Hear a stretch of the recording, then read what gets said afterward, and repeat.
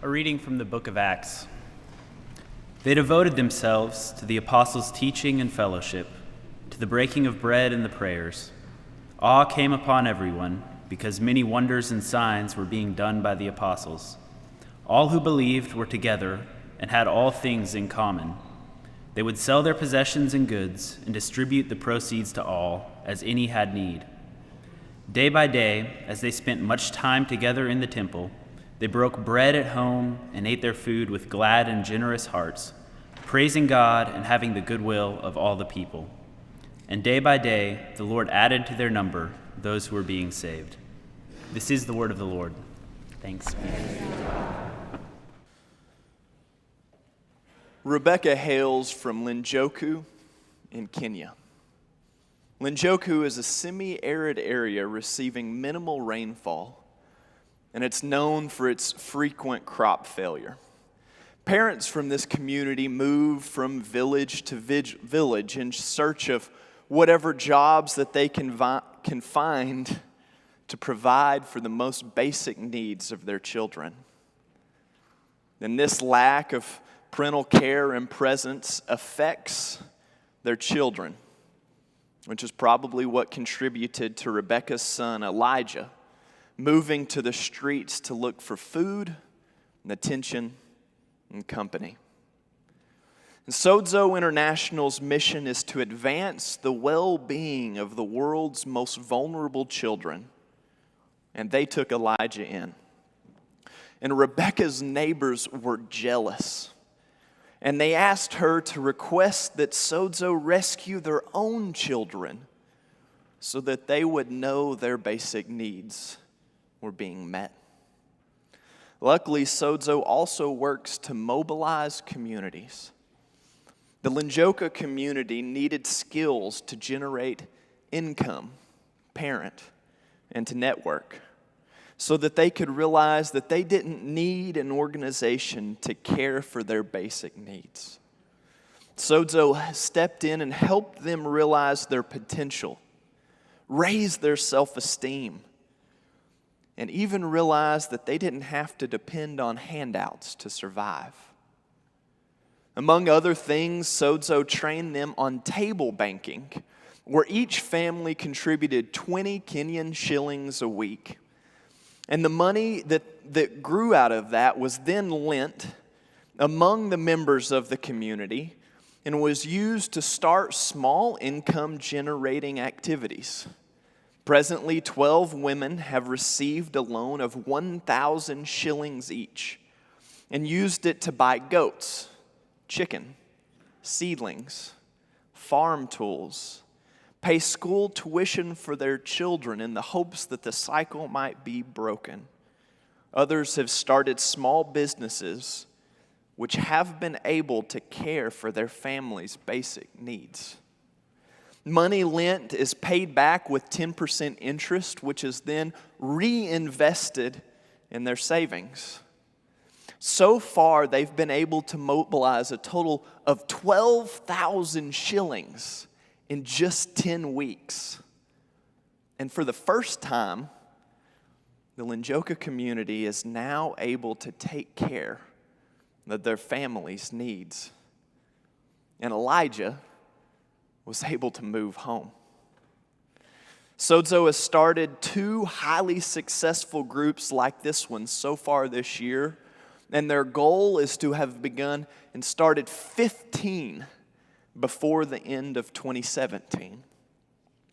And our own pastoral resident, Kevin Sinclair, is one of the founders of Sozo International. And our missions committee here at Wilshire recently voted to support them as our Missions Plus recipient this year. That means that what you give directly affects our ability to support organizations like Sozo, who are doing Acts 2 work, transforming communities. During our Stepping Up in Stewardship emphasis during the month of May, all of us are being challenged to start up, catch up, and double up. A If you are new to the idea of giving or even new to the church altogether, then now is a great time to support the holistic ministries of the church by beginning to give toward a tithe. If you already give but still have some room to grow towards that tithe, then now is a good time to step up. Or maybe you do tithe, but you've gotten a little behind this year. My tithe is on automatic bank draft with each paycheck because I would never remember to write a check each time. And something got crossways with the bank back in February. And now is time to catch up. We're also heading into the summer months. And because of all kinds of camps and mission trips, summer is the highest spending season of the church year. And because it's summer, and many are gone on vacation, or just decide to take the summer off, it's also the time when we take in the fewest resources. So if you're able, we're asking you to consider doubling up your giving in May, to give to our ministries and to give them a little cushion moving into the summer months, so they can do the work that we're all counting on them to do. But it may be hard to get behind the idea of giving in our increasingly individualistic world if our view of church is skewed even a little bit. You may have recently seen a blog article floating around social media titled, "Church Isn't Something You Do on Sundays." It's one article in a series called Lies Killing the Church. In this article, the author argues that slowly a lie has infiltrated Christianity, one that is robbing the church of its vitality and slowly contributing to the decline of church engagement in the U.S. The lie is that church is something we do on Sundays. The author writes, "That thing you attend on Sundays, that's not church. That's a corporate worship service, and they are not the same thing. It is good, and it's a part of the thing, but not the thing itself." He continues, "Church wasn't originally only about corporate worship as much as it was about doing life together. It's about community, helping one another, walking together through all of life's ups and downs. In fact, the early church was so dedicated to this that they practically met daily because they needed each other. They shared meals together and prayed together. They talked about their days, celebrated the beautiful moments, and uplifted one another during the hard times. They were inseparable friends because church was designed to be committed community." Our May stewardship emphasis isn't just to encourage us to give to the church. It compels us to be the church. Once we become disciples of Christ, stewardship is not an option. Stewardship of treasure, stewardship of vocation, stewardship of community, stewardship of all of our life. When our society is more individualistic than ever before, we've never been needed to build, be, and finance holistic and life-giving community more than now. And what institution on earth is better equipped to build community than the church? The absolute genius of the early church was the ability for 120 believers to take 3,000 new converts and form them into a community of faith. A community so unique that they had to coin a word for it. They called it koinonia. The numbers themselves are staggering. And our text today is a summary of how they did it. They devoted themselves to the apostles' teachings, fellowship, breaking of bread, and prayer.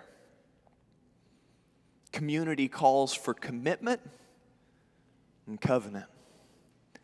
A covenant is an agreement that we make in a moment of strength that carries us through the temptations of weakness. There are times when it's inconvenient to attend church or show up at Sunday school or choir practice or follow up on our giving. And that's when covenant gets you there anyway. A philosopher once said that church is like a group of porcupines trapped in an open field on a cold night trying to survive. The ground is frozen, the wind is fierce, and gradually the porcupines nudge close together for warmth. But that's when their sharp quills begin to poke and pinch and hurt. And some draw apart and choose to sleep alone. And they're the ones that freeze to death.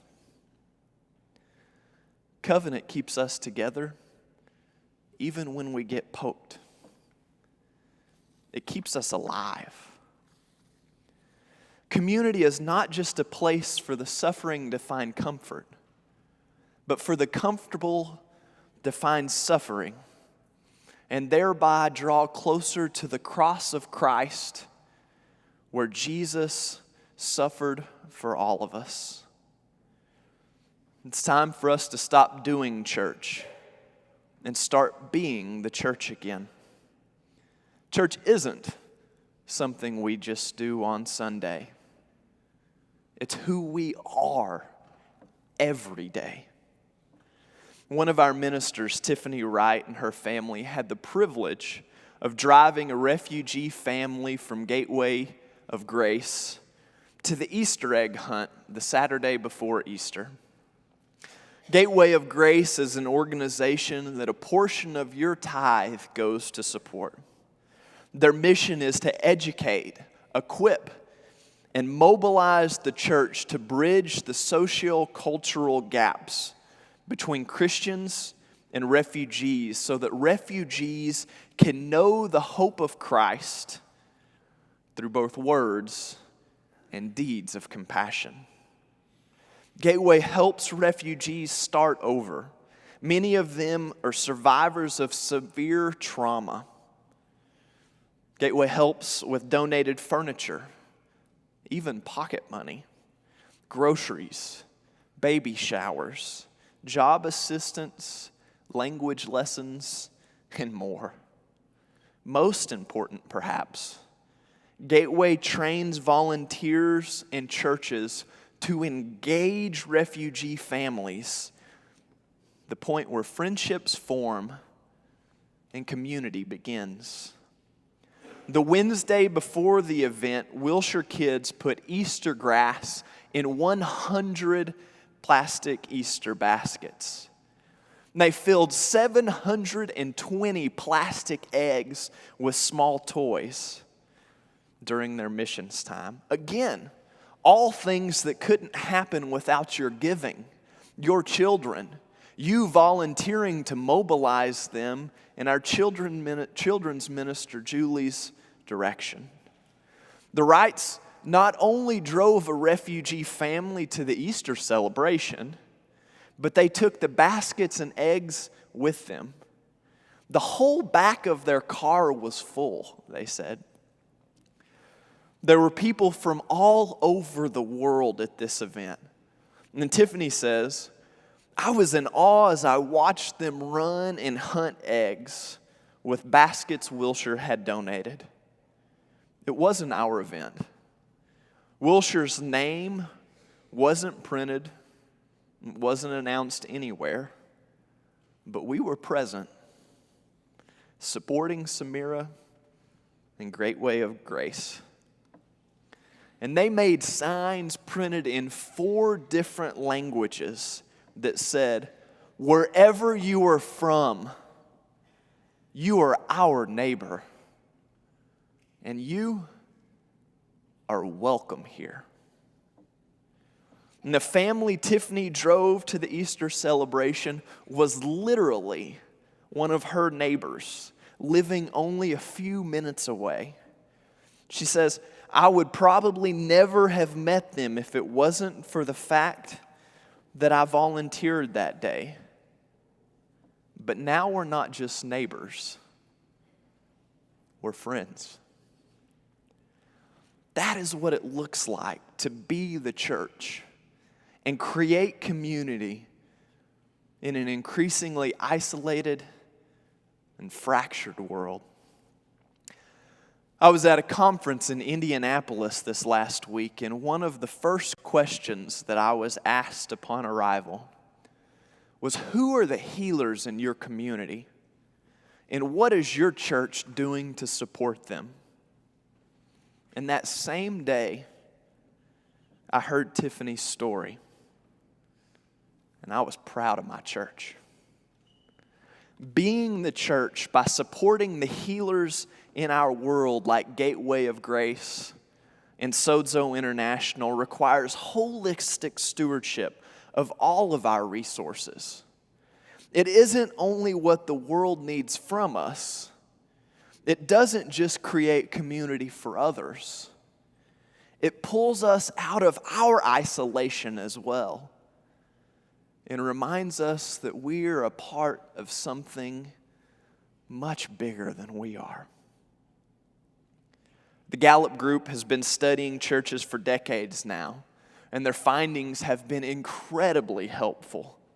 And if you recently filled out a survey sent to you by email, or maybe the paper version of it, or you participated in the Visioning Day 2 weeks ago, then you participated in a Gallup survey. And we found out some really exciting and insightful information about our church that Mark has already mentioned during the greeting, and that we'll be unpacking immediately after the service downstairs in Community Hall with lunch provided. And one of Gallup's findings that has held true over the years is that we're twice as likely to report satisfaction with our church relationships if we're engaged in a small group. They're really the building blocks of community. They're the path that move us from doing church to being the church. And here at Wilshire, the first level of small groups is Sunday school. And if you aren't connected to Sunday school, then we'd love to connect with you after the service at the welcome desk outside here in James Gallery to help you find a good fit. If your Sunday school is going great, then how welcoming are you to new people?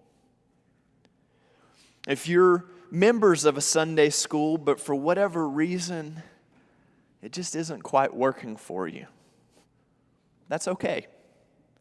We know that happens sometimes. But instead of stopping coming or attending only sporadically, it may be time for you to find another one. Find a class that's life-giving for you, even if it looks a little different from what you'd expect. And then be engaged. Or maybe Sunday school just doesn't work for you at all. What would it take for you to grab a couple of people or a few families and commit to meet with them every Tuesday or maybe Thursday night for the next 6 weeks? Or have lunch together every Sunday for the next 4 weeks to specifically talk about the sermon? Anything is possible. So when we ask you to step up in stewardship this month, we're grateful, but not satisfied if we just get your money. We want all of you. And of that currency, may we all have the courage to give generously. Amen.